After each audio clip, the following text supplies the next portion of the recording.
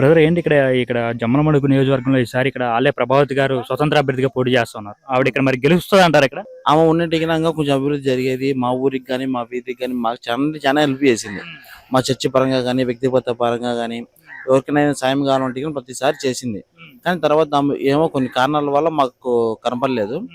ఒకవేళ ఇప్పటికీ ఆమె పోటీ చేస్తా అంటే ఖచ్చితంగా మేమైతే సహకరిస్తాం. ఇక్కడ ఆల్రెడీ ఇప్పుడు ప్రజెంట్ ఈసారి ఇప్పుడు స్వతంత్ర అభ్యర్థిగా సొంతంగా ఆవిడ ఇక్కడ పోటీ చేస్తా ఉంది.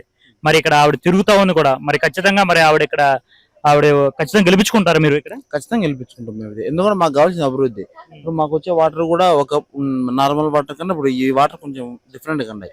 ఇంకా కొంచెం అభివృద్ధి చేస్తే మేము ఖచ్చితంగా గెలిపించుకుంటాం. బాబా ఏంది ఇక్కడ జమ్మలమడుగులో ఈసారి ఇక్కడ ఆలే ప్రభావతి గారు స్వతంత్ర అభ్యర్థిగా పోటీ చేస్తున్నారు ఇండిపెండెంట్ గా. మరి ఇక్కడ ఆవిడ గెలుస్తుంది అంటారా? మామూలు గెలుస్తా అనుకుంటున్నాము. ఎందుకు గెలుస్తుంది?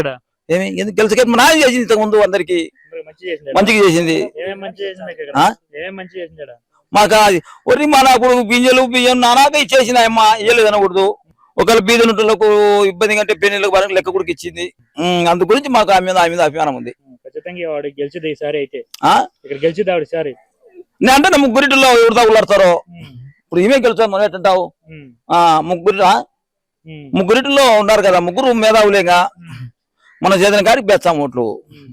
మీరు సపోర్ట్ గా ఉంటారా? మరి ఎందుకున్నాం? ఉండేది సపోర్ట్ ఎందుకు లేకుండా పోతాము?